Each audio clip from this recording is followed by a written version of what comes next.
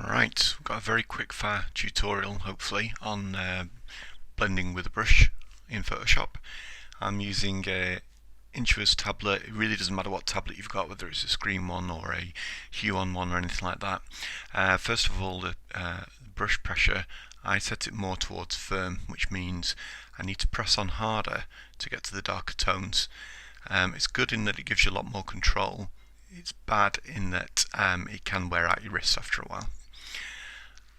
My front button is set to Option or Alt on a Windows computer, and that will basically make this button work like an eyedropper. The rear button I've got set to Control and Option on the Mac. You'll have to find what the equivalent is on a PC because it's a bit different. And what that does is, if I hold down the back button, now what I can do is go to the right and left to make the size larger, and go up and down to make the hardness, make it change between soft and hard. So, as on this list here, brush setup's the first thing, especially when you're doing blending.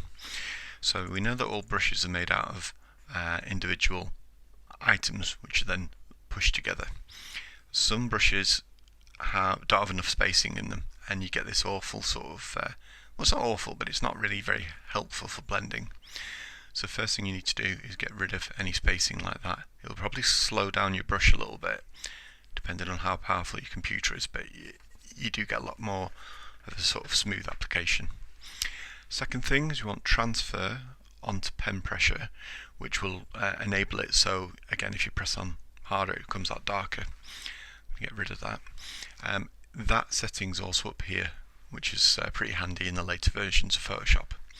So hard edge versus soft edge. So when you're blending, if you're using a hard edge brush, I'll show you what that looks like. So you're going to get a lot of lines and stuff which overlap, which is okay.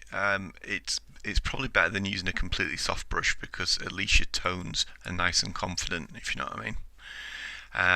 But you can get a bit linear. Now when you're doing it soft edge, it's very easy to end up with an awful blurry mess, which is just as bad. But there are ways around this, right? So first of all, so when I'm blending, I use the eyedropper and I sample a part of it and then blend with the colour. So we need to set up the eyedropper correctly first. So let's get two different colours we want to blend together. So it's a bit of red and a bit of blue. Right, stick these colours next to each other. Oh, hang on. I'll do this with a hard edge brush so we've got a real dividing line there. When I go onto eyedropper, if I put it on point sample, right, if you look at the top half of this circle, it should change colour. See? Now, as it's going over that boundary line, it's just going immediately from red to blue. So I can't sample anything in between. So what you need to do is make it average it out. I'm going to try 11 by 11. I'll do the same thing. Now watch what happens when we get to this border.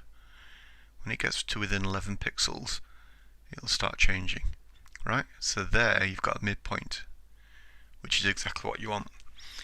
So if I go back to brush, it'll have remembered those eyedropper settings. So now when I go into the middle, it will give me the in-between colour. When I go to the middle of this, it'll give me the in-between colour. And the middle of this, give me the in-between colour. Now to blend these, I'm just going to use a bit less pressure on the brush. I was using full pressure then. So I'm going to get this one and just paint it in like half pressure. This one, and then after a while you want to make the brush a little bit smaller and blend those in. And before you know it, you've got a reasonably, I mean that looks pretty good, it's quite painterly as well. What else can we do with this? So the opacity and the pressure, right? So as well as using this, the pressure of the pen, I'll also use the number keys. Let's get a nice deep colour. Because it can be a bit too much trying to do it all, just through the pressure of your hand. So if I press 2 on the keyboard, look up here, it's now at 20%. 3 on the keyboard, it's 30. 6 is 60, 8 is 80, 9 is 90, 0 is 100%. So if I'm trying to blend in some colour here, but I'm finding I'm a bit too heavy-handed, just going to take the pressure down to 20%. Right, so that means that I need a lot more brush strokes to get to the same amount as doing that, if that makes sense.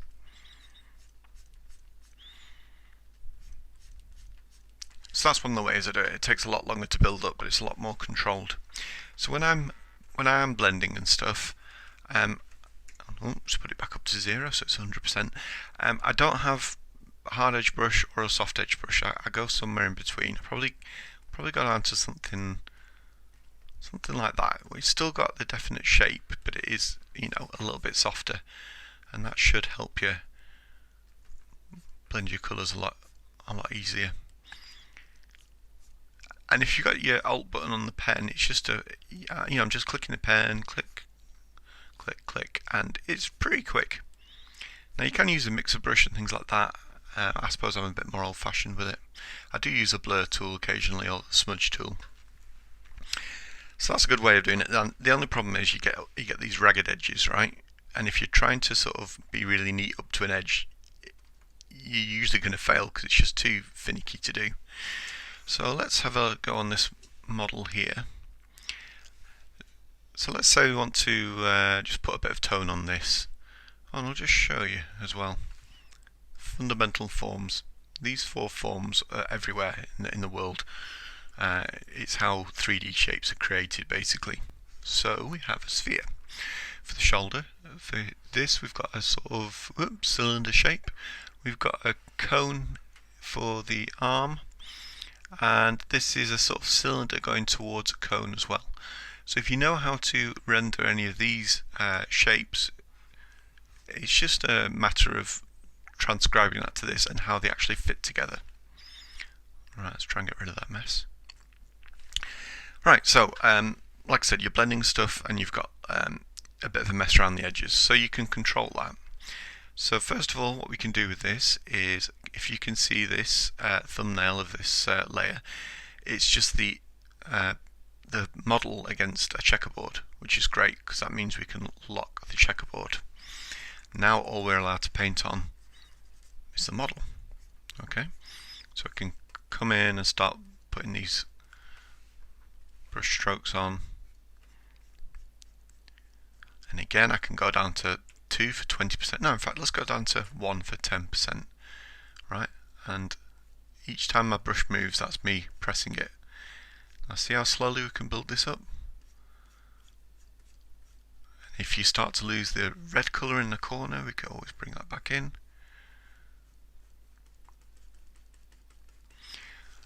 So you've got a massive amount of control there. So that's one way you can do it. You could obviously do a lasso around the whole thing. In fact, I'll show you that. So I'm going to put on the magic wand tool. Now I've got quite a lot of tone on here, so I need to just collect the whole amount. Okay, let's say that's good enough, right? So you can go then, select, and you can save that as whatever you want to call it. Right, so you can keep going back and loading it up, and you've got this mask. What people tend to do, which is a lot easier, is make your area, select all your area, and then just click on the layer mask. Right, and now you've only got, it still does the exact same thing. Let's go back onto here. Does the exact same thing, but you've got a nice layer mask there, so you can always go in and edit the layer mask if you want to. So that's a cool way of doing it. What else can we do? Right, well, let's go back onto here. Right, let me just fill this a little bit more. This is sort of wrecking my computer a bit. This. It's probably because I'm recording at the same time. So let's add in a second colour. What colour do we fancy? Yellow. Right. So let's say we want to have like a sharper edge at this shoulder joint here or something. Well, we can get a lasso tool if we want. Go around that, and we've still got the rest of the figure masked. But look what we can do now. Come in with that. You know, let's say you want to put a little bit of highlight on this leg. So if you're going to do it with like a large soft brush, if you look at these brushes, this is going to come out obviously thick and choppy. This is like a gradient. It's basically just a gradient. So if you paint with the center of the brush, you're going to get a lot of pigment, and if you paint with the outside, you're going to get barely any pigment. So the way to use that, if I show you on here, use a dead soft brush. Right, now if we just start clicking here and start moving in, you get in that tiny amount of pigment from this side here coming in. Okay. Now if you do it centrally, you're going to get a load of pigment. So look, gradient, gradienty, gradienty, gradient. Center, center, center. Quite simple really. Right, so let's not ruin this. So I'll add some blue. So say I want to put some shadow on here, right? So I can work into this. I'm going to turn the opacity on my brush down to 20 because that's coming out a bit too quickly. Okay, we can build it up. Right, let's say I want to put the shadow in the inside of this leg. I don't want to be hitting this section here because that, I just want to keep that clean. So this is when I can use the lasso tool. I'll just go right. So I've separated this area out. Now it's still masked as well with the layer mask, but it's not going to be hitting this leg. So you've got a load of control there. If you want some further control, add a new layer.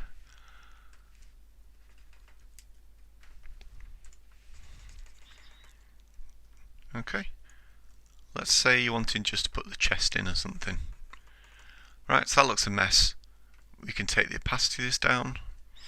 We can put a Gaussian blur on it. If we want, blur it out a little bit. And we can also use the smudge tool. And what we're doing now is we're smudging this top layer, but nothing's happening to the layer underneath. In fact, let's smudge this all the way over here, right? Okay. Now that looks like a mess. So we can go onto here. We can steal this layer mask. So I'm going to hold down Alt and drag it upwards, and it's going to apply that mask to here as well, clearing up all these edges. So there's an absolute load of control, but the key to it is knowing how to blend colours on the fly. So let's introduce one more colour.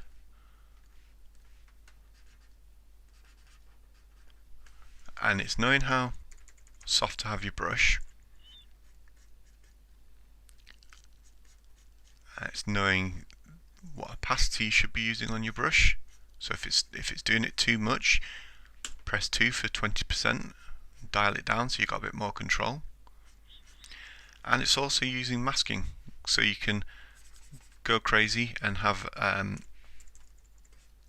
do a load of blending however you want it,